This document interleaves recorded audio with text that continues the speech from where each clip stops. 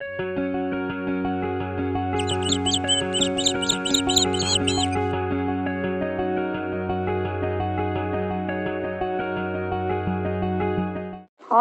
இயேசு கிறிஸ்துவின் நாமத்தில் OLS சார்பாக உங்களை சந்திப்பதில் பெருமகிழ்ச்சி அடைகிறேன். இன்றைய தியான வசனம் இணைச்சட்டம் 7ஆம் அதிகாரம் 16வது இறைவசனம். உங்கள் கடவுளாகிய ஆண்டவர் உங்களிடம் கையளிக்கவிருக்கும் எல்லா மக்களையும் அழித்து விடுங்கள். உங்கள் கண்கள் அவர்களுக்கு இறங்காதிருக்கட்டும். அவர்களின் தெய்வங்களுக்கு நீங்கள் பணிய வேண்டாம். அது உங்களுக்கு கண்ணியாக ஆகிவிடும். ஆம், என் அன்பு சகோதர சகோதரிகளே, இந்த வசனத்தின் மூலம் ஆண்டவர் நமக்கு கற்றுத்தரும் பாடம் என்ன? கீழ்ப்படிதல். கீழ்ப்படிதலினால் தேவனிடமிருந்து ஆசீர்வாதங்களை பெற்றுக்கொள்ள முடியும்.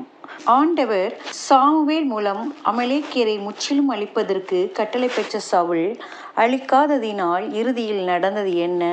அமலேக்கியனால் குத்தப்பட்டு இறந்தான். காரணம், சொன்னதை செய்யாததினால் தான். தேவன் நம்மை குறித்து என்ன பிரியப்படுகிறாரோ அதன்படி வாழ வேண்டும். நோவா கீழ்ப்படிந்து பேழையை கட்டினார். அவருடைய குடும்பம் முழுவதும் பாதுகாக்கப்பட்டது. ஆபிரகாம் கடவுளுடைய கட்டளைக்கு கீழ்ப்படிந்தார். விசுவாசத்தின் தந்தை என்று அழைக்கப்பட்டார். ஆண்டவருடைய கட்டளைக்கு கீழ்ப்படியும் போது நம் சிரசின் மீது ஆசீர்வாதம் தங்கும். மேலும் பாருங்கள், சீஷர்கள் கர்த்தருடைய வார்த்தைக்கு கீழ்ப்படிந்து மேல் வீட்டில் தங்கியிருந்து ஜெபித்து கொண்டிருந்த போது ஆவியின் அபிஷேகத்தை பெற்றுக்கொண்டார்கள்.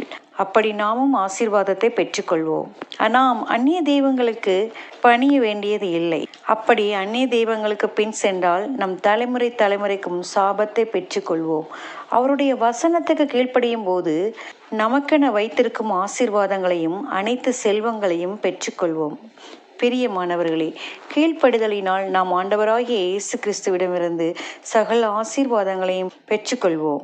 மேலும் ஆவியானவர் நமக்குள் துக்கப்படாமலும் ஆவியின் கனிகளையும் வரங்களையும் தந்து நம்மை ஆசீர்வதிப்பார்.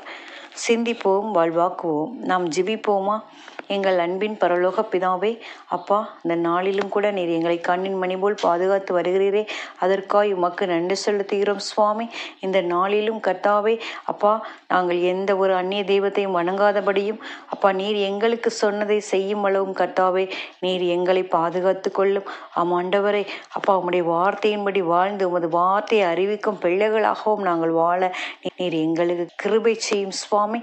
ஆண்டவரே, எல்லாவற்றிலும் கர்த்தாவே எங்களை நாங்கள் கட்டுப்படுத்தி வாழ நீர் எங்களுக்கு உதவி செய்யும். கட்டுப்பாடற்ற வாழ்க்கை வாழாமல் உணர்வற்ற ஜீவிக்காமல் என் தேவன் எங்களை பொறுப்படுத்திக் கொள்ளும்.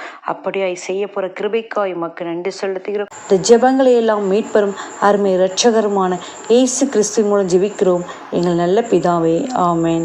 இந்த நாள் ஆண்டவருடைய ராஜ்யத்தை தேடும் பிள்ளைகளாய் வாழ உங்களை வாழ்த்துகிறேன். Praise the Lord.